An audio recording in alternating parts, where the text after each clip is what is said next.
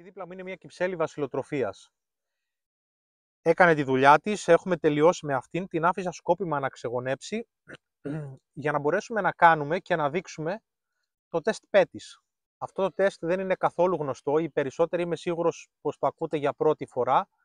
Παρ' όλα αυτά είναι κάτι πολύ χρήσιμο, ιδίως για αυτούς που χρησιμοποιούν χημικά σκευάσματα για τη θεραπεία της βαρόα. Αν σε ενδιαφέρει, πάμε να ξεκινήσουμε.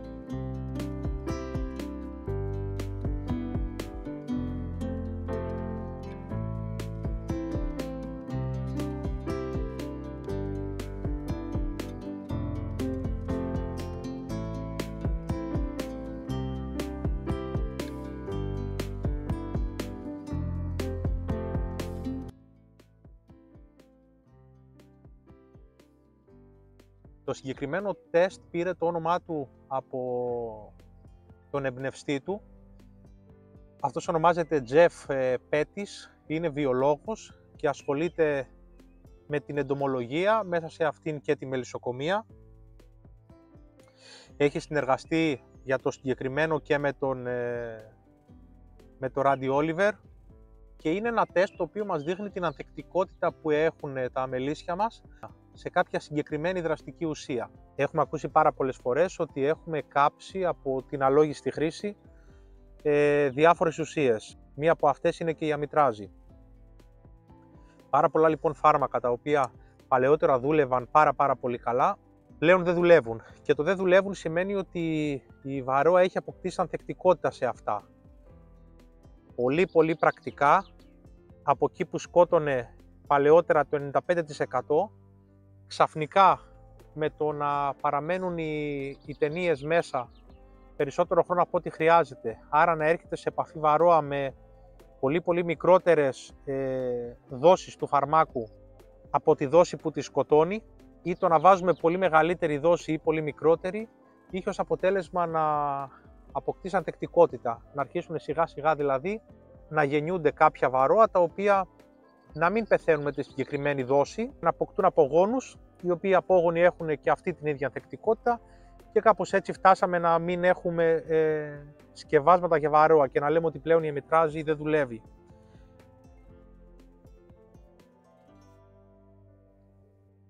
Για να κάνουμε λοιπόν το συγκεκριμένο τεστ, να το πω έτσι λίγο περιληπτικά και μετά θα το δείξουμε και στην πράξη. Χρειαζόμαστε ένα δοχείο, χρειαζόμαστε μία ταινία η οποία θα έχει το φάρμακο, θα σας τα δείξω όλα αυτά αναλυτικά. Ένα κομμάτι ταινίας που θα έχει το συγκεκριμένο φάρμακο που θέλουμε να δούμε την ανθεκτικότητα. Και στην ουσία αυτό που θα κάνουμε είναι να βάλουμε μέλισσες μέσα στο κουτί μας, στο βάζο μας, να έρθουν σε επαφή με το συγκεκριμένο σκεύασμα, θα μετρήσουμε τι πτώση βαρόα υπάρχει και μετά τις ίδιες μέλισσες θα τις σκοτώσουμε σε ινόπνευμα. Δυστυχώς χρειάζεται αυτή η θυσία, αναγκαστικά, δεν γίνεται αλλιώς. Θα τις σκοτώσουμε σε ινόπνευμα για να σκοτώσουμε και τα βαρόα που είναι πάνω τους και έτσι να δούμε τι έμεινε, τι γλίτωσε δηλαδή από την ταινία. Με αυτόν τον τρόπο θα καταλάβουμε στο περίπου τι ανθεκτικότητα υπάρχει στο κοπάδι στη συγκεκριμένη ταινία που χρησιμοποιήσαμε. Πάμε τώρα λίγο σε λεπτομέρειες. Ο Pettis ανέφερε στην αρχή κάποια πολύ σημαντικά κομμάτια όσον αφορά το τεστ, τα οποία θα πρέπει να τηρήσουμε. Το ένα είναι το βάζο, αναφέρει ένα βάζο του μισού κιλού. Βέβαια, αργότερα σε ομιλία που παρακολούθησα στο YouTube, σε ένα σεμινάριο που έκανε, χρησιμοποιούσε τέτοιου είδους βάζα, τα οποία είναι μεγαλύτερα από 500 ml. Επίσης, στην αρχή ανέφερε ότι θα πρέπει οι ταινίες να είναι πολύ μικρές, 1:2, αν δεν κάνω λάθος, τις οποίες τις κολλούσε πάνω σε ένα χαρτόνι, αυτό το χαρτόνι το έβαζε εδώ μέσα και έριχνε μετά τις μέλισσες. Πλέον το εξέλιξε κάπως και τις κρεμάει με ένα τσιμπιδάκι, θα σας δείξω το πώς. Επίσης πολύ βασικό είναι ότι θα πρέπει από πάνω το μελίσι να αερίζεται, δεν μπορούμε δηλαδή αυτό να το κλείσουμε ερμητικά, γιατί δεν θα έχει αερισμό το μελίσι. Ένα ακόμα σημείο είναι το πόσο πρέπει να μείνει η μέλισσα σε επαφή με την ταινία. Θερμοκρασίες δωματίου 20-20+, για να υπάρχει κινητικότητα. Όχι λοιπόν σε ένα παγωμένο μέρος και προς Θεού όχι στον ήλιο, να είναι λίγο προστατευμένο. Κάπου μέσα στη μελισσοκομική αποθήκη είναι οι τέλειες συνθήκες. Να υπάρχει κινητικότητα για να έρχεται η μέλισσα σε επαφή με την ταινία. Πάμε λοιπόν να σας δείξω πώς ακριβώς το δείχνει ο Πέτης στην ομιλία του. Μπορούμε να χρησιμοποιήσουμε και ένα απλό βάζο, αλλά και τέτοια βάζα που είναι για τη μέτρηση του βαρόα. Εγώ έχω πάρει αυτά εδώ που είναι από την Ανέλ. Αυτά βέβαια έχουν εδώ τρυπούλα για διοξείδιο του άνθρακα. Θα το δείξω αυτό και σε επόμενο βίντεο, θα κάνουμε λίγες μετρήσεις και με άχνη ζάχαρη και με διοξείδιο. Το παρόν βίντεο όμως θα ασχοληθούμε με κάτι άλλο. Επειδή λοιπόν αυτό θα πρέπει να αερίζεται, εγώ δεν θα χρησιμοποιήσω αυτό το καπάκι που έχει, αλλά θα βάλω μία σίτα. Αυτή εδώ είναι η σίτα για τους αεραγωγούς, για τις τάπες τροφοδοσίας κλπ.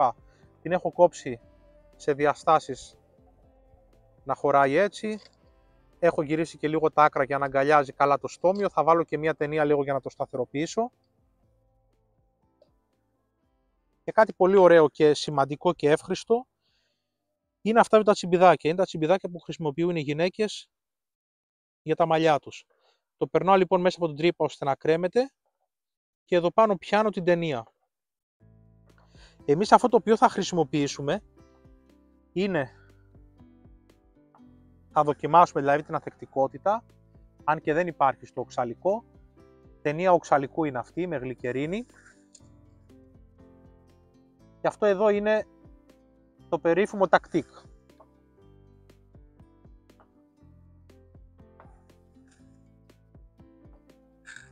Με 6% δοσολογία, όπως χρησιμοποιούταν παλιά, με ηλιέλαιο.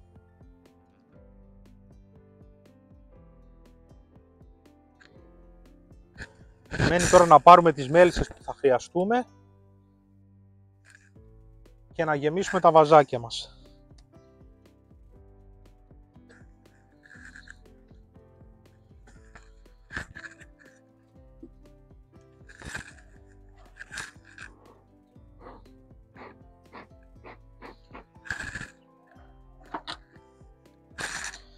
Εδώ τώρα αυτός αναφέρει πόσες μέλισσες πρέπει να πάρουμε. Δεν το θυμάμαι ακριβώς, απλά δεν έχει και ιδιαίτερη σημασία αυτό. Μας ενδιαφέρει να βρούμε πόσο ποσοστό θα μείνει μετά την επαφή με την ταινία. Όσο περισσότερες μέλισσες πάρουμε, τόσο καλύτερα είναι, γιατί θα έχει περισσότερη βαρόα πάνω. Επίσης θα πρέπει το μελίσι να έχει βαρόα για να μπορέσουμε να δούμε κάτι τέτοιο. Αν έχει 2 και 3, είναι πολύ πιθανό να μην τις πάρουμε καν μαζί μας τώρα που θα τινάξουμε.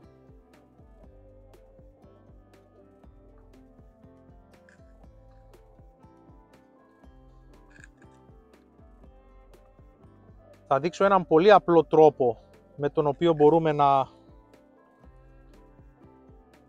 να γεμίσουμε βαζάκια. Είναι παρόμοιος τρόπος με αυτόν που χρησιμοποιούν κάποιοι για να γεμίζουν και κυψελίδια σύζευξης. Απλά βάζουμε ένα φουάμ, ό,τι κυρόπανο χρησιμοποιεί ο καθένας. Τινάζουμε πάνω τις μέλισσες.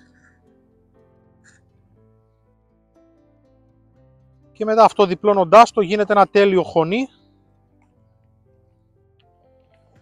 για να ρίξουμε μέσα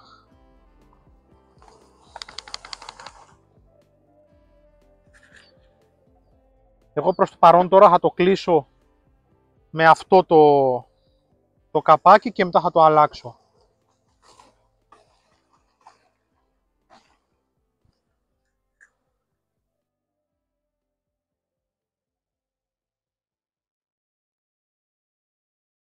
Πήρα λοιπόν αρκετές.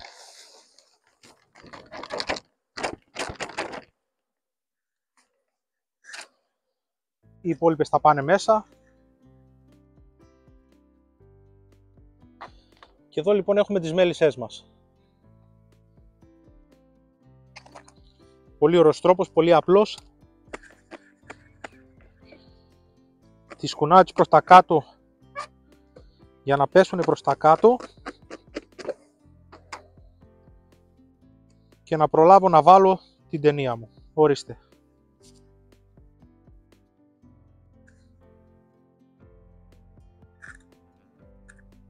Έχω λοιπόν τώρα τις μέλισσες και μέσα είναι η ταινία. Θα έρθουν σε επαφή όλες οι μέλισσες με την ταινία.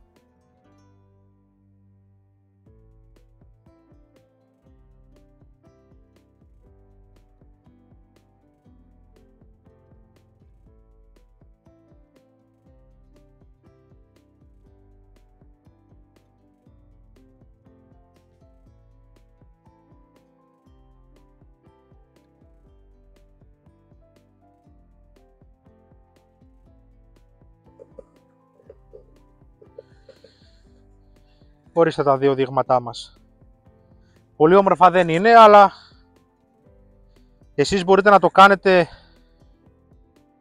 πολύ ωραία και με ένα κομμάτι σίτας πρόπολης. Να μην μπορούν δηλαδή να περάσουν οι μέλισσες, αλλά να μπορεί να αερίζεται από πάνω και να μπορέσουμε να βάλουμε και το τσιμπιδάκι.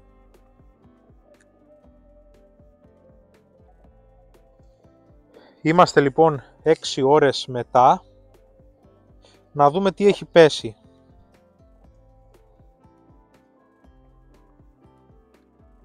Θα αφαιρέσω τα καπάκια.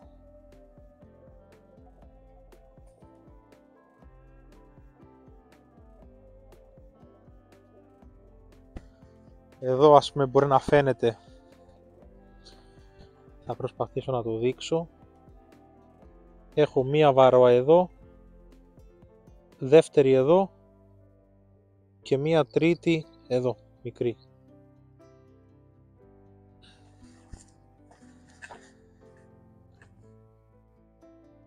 Αυτό λοιπόν τώρα θα καθαριστεί και αναγκαστικά θα τη σκοτώσω. Δεν γίνεται αλλιώς, ούτε με να μου αρέσει. Θα τη σκοτώσω σε υγρό, στο οποίο έχω βάλει απορρυπαντικό πιάτο. Και εδώ έχω μία βαρόα. Οι 3 βαρόα ήταν στο αυτό με το οξαλικό και σε αυτό με το τακτικ έχω μία βαρόα.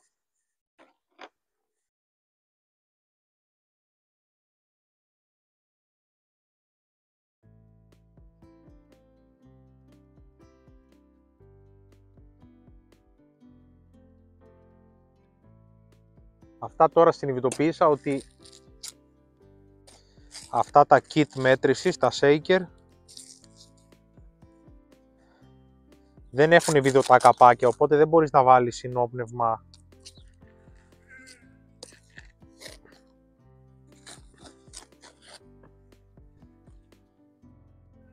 και να το κουνήσεις, γιατί θα χυθεί όλο απ' έξω.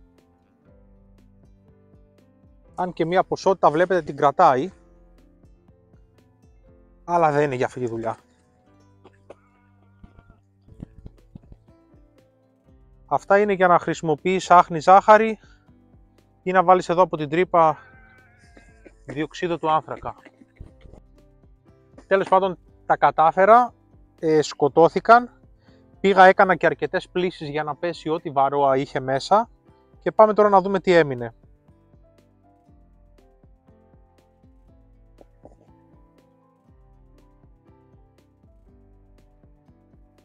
Αυτό εδώ είναι με την αμιτράζη. Αυτό είναι στην ουσία που μας ενδιαφέρει κιόλας. Αυτό είναι το σημείο, το πόσες έχουν μείνει, πόσες γλίτωσαν από την αμιτράζη. Εδώ λοιπόν έχουμε 1, 2, 3.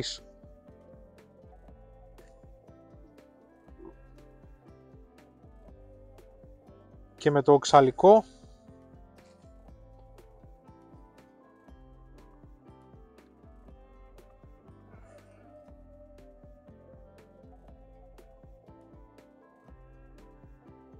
έχουμε μόνο μία που είναι εδώ.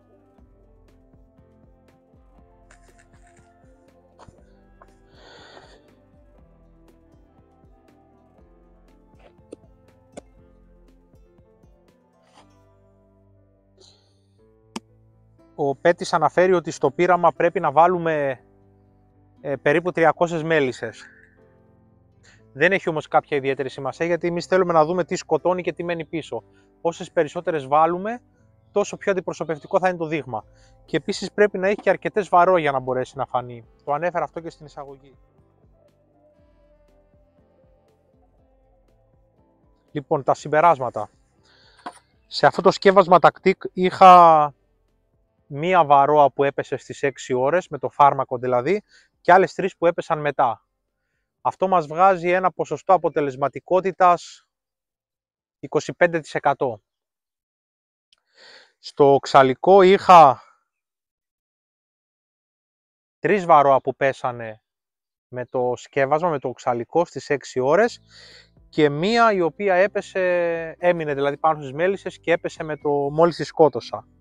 Δηλαδή ένα 75% αποτελεσματικότητα είχε το οξαλικό.